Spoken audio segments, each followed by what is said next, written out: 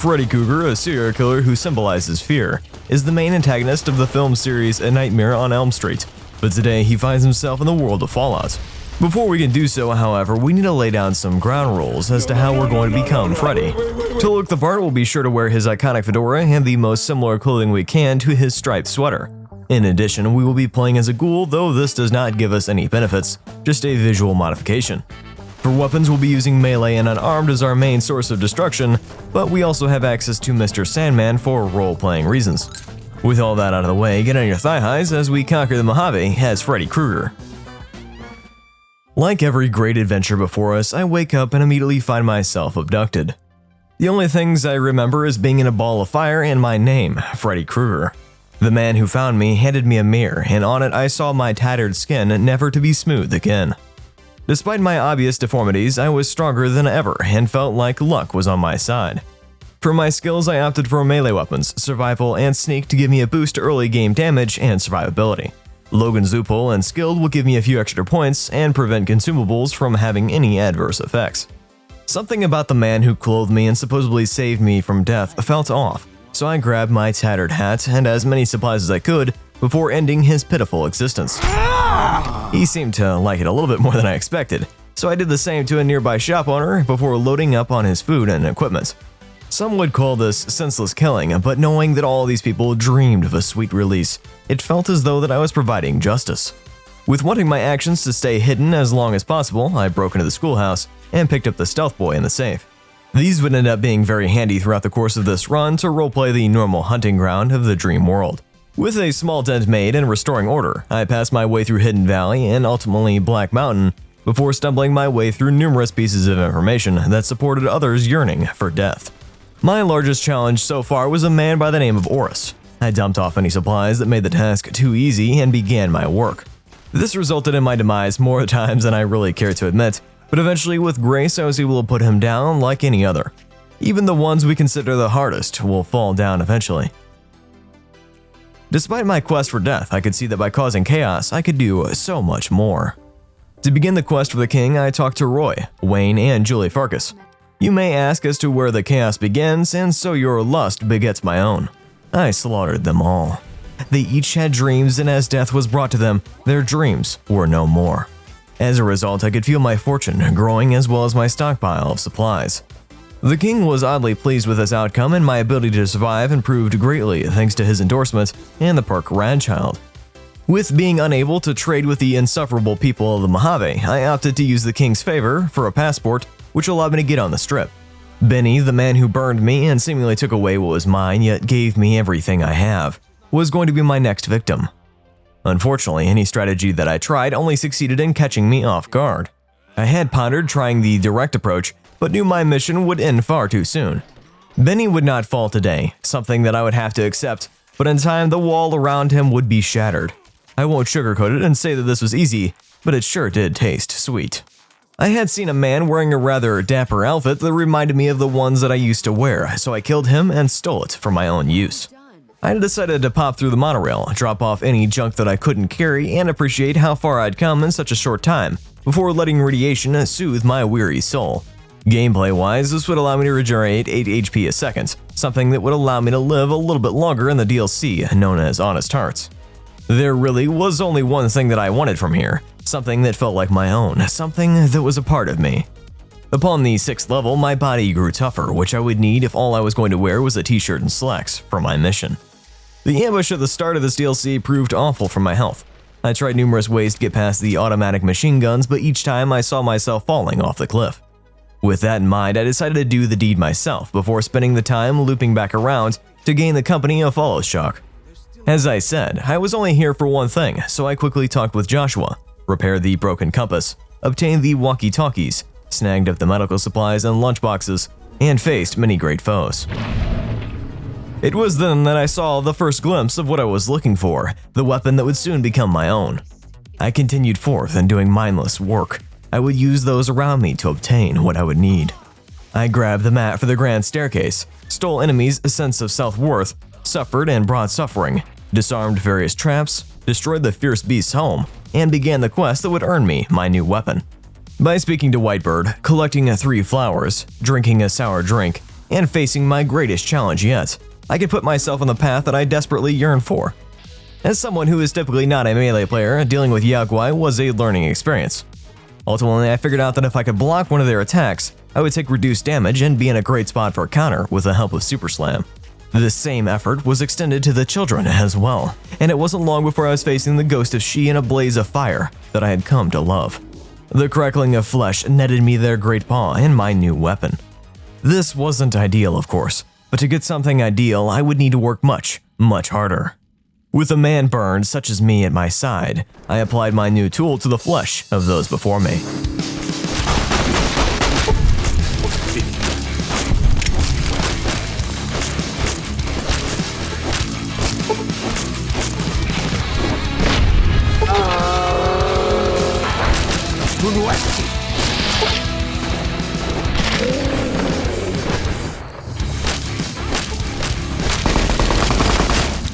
Their deaths were much quicker, and despite not having put very many points in unarmed, I truly started to appreciate the weapon that I had.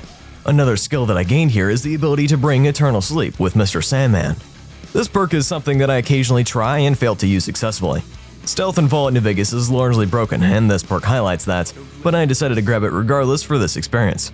That being said, we won't be using it too terribly much. With Honest Hearts having been completed, and my own climax having been reached, I immediately go to test out my new ability at the Mormon Fort. It works flawlessly until I walk outside and find that everybody seemingly knew that I killed Julie Farkas. I'm not exactly sure how this works, but my blood began boiling and I felt like I needed an outlet for my activities. Typically when I do melee runs, I get rather aggressive and don't try to sneak around, so this is my first real playthrough with that experience. I was heavily disappointed by stealth as it seems like the system was dropped as a child, and even with Stealth Boys, everyone immediately knows if you killed somebody, resulting in their immediate aggression. It also doesn't seem like you can string stealth kills as your second attack will never be given the sneak attack bonus. This does disappoint me, and quite frankly ruin a large aspect of the role-playing regarding this challenge by forcing me to become little more than a bloodthirsty killer with no skill or tact. I had intended on being able to stealth kill numerous people and reduce the amount of actual firefights that I was a part of. That being said, I was happy with how far I had come and was eager to see just how far we would go. Saying hello to the mommy at the 188, I brushed past Boulder City on the way to Cottonwood Cove. In challenge runs, we often have to choose one of the 4 endings. This choice does not usually reflect our character, or if it does, it's in some small way. In this case, I will be siding with the Legion, but just know that if I had my way, I would not side with anybody. Damn!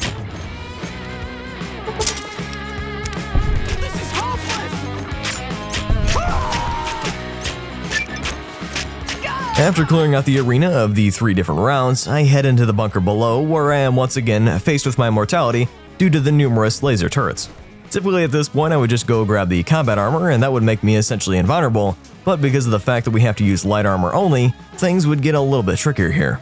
In addition, to my knowledge, you cannot destroy the power regulators with melee, meaning that you are forced to enter a room full of 3 turrets with nothing but some bussy grease and the ability to fist extensively. Throughout this process, I consumed more food than Steve from Minecraft when sprint jumping, but ultimately I was able to put down the 3 turrets one at a time, allowing me to put Benny on the cross and kill Mr. House for Caesar. He was proud of me for my accomplishments, but ultimately the boomers had to face my wrath. Along the same lines of our conversation earlier regarding stealth, I think it's kind of ridiculous that when you kill a target in an isolated cell that all nearby targets know that you killed them, causing them to turn hostile. I understand that in certain situations this is realistic, but you'd think that with sneaking around that there would be a certain amount of flexibility that would prevent this. Regardless, I carefully kill all the boomers and realize just how weak I am. My damage is fantastic, but my survivability is non-existent even when paired with Radchild due to our low DT. Typically in most runs when I'm faced with this conundrum, I would go buy numerous chems from the Great Khans or Gamora, but not being able to buy things is really kicking me in my supple butt. Also, in case you're curious as to why I'm naked, my armor broke and I'm unable to repair it without jury rigging or a similar set of clothing. Caesar doesn't seem to mind though, and even calls it impressive, which causes it to grow a little bit larger. Over at the Ultralux, I chat with the Dapper Soldier before meeting with Mortimer about extending Caesar's invitation. The Beyond the Beef quest is one that has numerous endings and can frequently be rather challenging to get the outcome that you want, but this time around I was able to simply kill Ted Gunderson, take his blood, sneak into the penthouse, and plant it to make it look like his father had killed him. When Heck resists, security adds to the body count, and this completes the quest, allowing a relatively satisfying ending. Next up, the Brotherhood of Steel. As one would assume given my frequent complaints about my health, defeating the Brotherhood of Steel in head-to-head combat proved a little bit more challenging than what I expected. At one point I gave up and decided to head over to Repcon to attempt to get Stealth Boys. I killed through an array of ghouls, grabbed a few more medical supplies, and snagged a few Stealth Boys from inside before ultimately trying to get a few more from the Femboys in the red skirts. You see, if you become liked by the Legion, you can talk with one of the gentlemen inside of Caesar's tent to get a key to the safe house, where someone will hand you supplies occasionally. The only unfortunate part about all this is that to become liked by the Legion, you need to be their submissive and breedable boy for an extended period of time. Fortunately, I do have a mod that expands the Legion a little bit, so I'm going to do a little bit more work by taking care of a few junkies that have been bothering them. Much like killing the fiends, you can obtain several different chems from these junkies, most notably Jet and Slasher. Because we like to play on hardcore, I do already have a substantial amount of water and a perfect setup to create copious amounts of rushing water. Rushing water, when combined with Super Slam, can prove devastating to anything that gets in your way. But I still wasn't quite comfortable with tackling the Brotherhood of Steel. With that in mind, I decided to continue helping out the Legion to see if I can become liked. By grabbing the firing mechanism for Lucius and visiting Martina for Volpes, two quests that I don't do very often, I can get a little bit more experience, but ultimately I am unable to do any quest with Captain Curtis due to the hot waters that I'm in with the NCR. Having gotten nowhere, I decided to throw caution in the wind and clench my cheeks hard enough that the clap sends a shockwave through all the paladins in the bunker.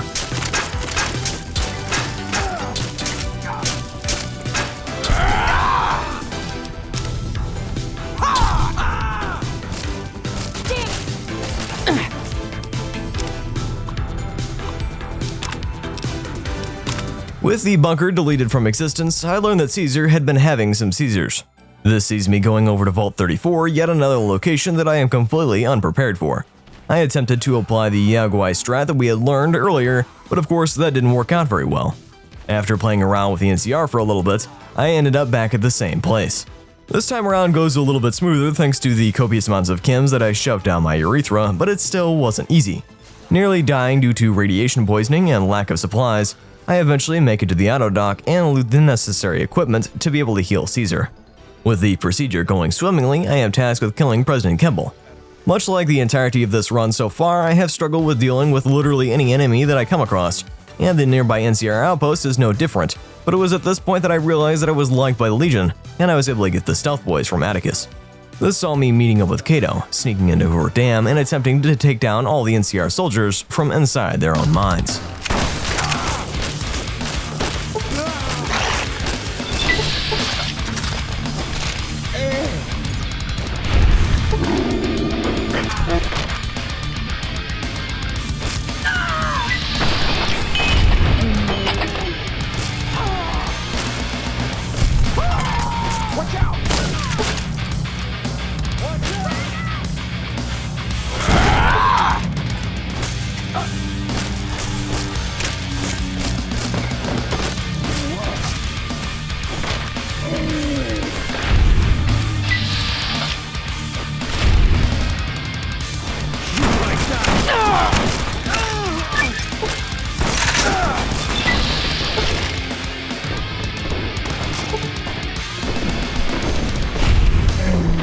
This process was incredibly painful and made me realize that this entire time I had been hunted rather than hunting.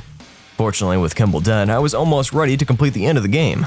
There was just one more task that I had to complete. Lonesome Road is known for being full of enemies and a variety of interesting gear, and both of those tidbits are useful for this run. The only Death Claw gauntlet available in New Vegas is the Fist of Rar, and that can be obtained by killing Rar roughly about 3/4 of the way through this DLC. Outside of that, experience is always to be desired, but sometimes our desires get out of hand. It was a comfortable Halloween night. The weather was cool, but we had just gotten back from a party, so we were still relatively warm. A night of dancing, games, and costumes proved to be rather enjoyable despite only non-alcoholic beverages being served. I didn't mind though, as I'm sober, and when coworkers drink together, dynamics can certainly change. Selena was a coworker of mine, but we were always close. I loved the way that she would laugh like a nervous chuckle with guilt clutching at the edges. She always seemed like she was in trouble, and something about that, perhaps the feeling of taboo, sparked my interest in her. Anyways, I had brought her to my apartment, and as we walked in, I turned on the overhead light in the kitchen, causing our costumes to once again be visible. The beautiful red and gold from my overcoat gave a feeling of warmth, while my top hat casted a shadow of mystery. Her opposing, though adorable outfit consisted of a short blue skirt with cutouts in the shape of cookies littered around it. I was Hugh Jackman from The Greatest Showman, and she was the Cookie Monster from Sesame Street. We hadn't obviously gone to the party together, hence our contrasting outfits, but they expressed who we were rather well. I always tried to highlight people's flaws, not to make them feel insecure, but to appreciate the difference it provided and boost others' confidence. She would bring baked goods to work, and was the reason I had put on a few extra pounds during the previous year or so. Selena knew why we were there. I knew why we were there. There was something between us that caused our eyes to hold on to each other a few seconds longer than what was necessary. I recognize this now as lust, but at the time she was perfect and I had quite the crush on her. I took off my coat and laid on the back of the couch where we sat as I got us both a glass of water. Her skin glistened from sweat, and I couldn't help but admire her beauty. Her long black hair, the infrequent tattoo fully visible in her outfit that didn't leave much to the imagination, and her laugh that warmed the center of my chest as we talked about the other costumes of the night. The glass clinked as I set it down on the coffee table before I sat down next to her, my pant leg touching her bare leg. As we chatted for another hour or so, somehow we drew even closer, the desire for one another growing. My voice became audible only to her, soft yet raspy, as I leaned in and asked if she wanted to go to the bedroom. When she said yes, I helped her up and guided her slowly as we kissed our way onto the bed. At the beginning of this recollection, I mentioned that my desire may have gotten out of hand. While we had a great night together and a wonderful morning with eggs, sausage, and mushrooms with a side of toast, I had already known that this was going to be no more than one night. I was studying for the next certificate, which would give me a different job and separate us. She was awful with money, almost comically so, and to make matters more complicated, she had recently gotten pregnant with another man. Sometimes our desires for one thing is stronger than our ability to make practical decisions. But it is important to take a breath and separate desire from practicality. Not that we can't have a little fun along the way. With Lonesome Road being completed, the Fist of Ra in our possession, and an additional point in endurance, the only thing that we needed to prepare for the end of the game is a few more Kims, and what better place to get them than the Great Khans. I try to be as sneaky as possible here, and fortunately I managed to surprise myself with how successful that attempt was. Now with more than enough white powder for the end of the game, I return to Caesar and begin the final battle of Hoover Dam. Our opponents follow a strict chain of command, which is both a strength and weakness. I intend to use you to strike at that weakness.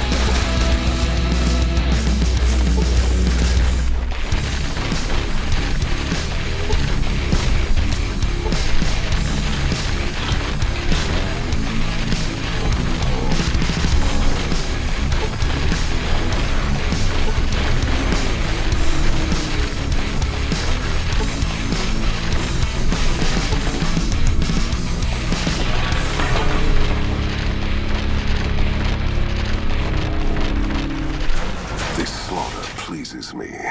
No act is more sacred than consecrating a site in the blood of one's enemies. Happy Halloween if you are celebrating, and thank you for watching this video. Thank you to my patrons and channel members for spending their hard-earned money for non-existent videos of me spreading whipped cream all over my body. You guys mean the world to me. If you aren't in the Discord, join using the link in the description. With all that being said, do me a favor, will ya? Have a good one.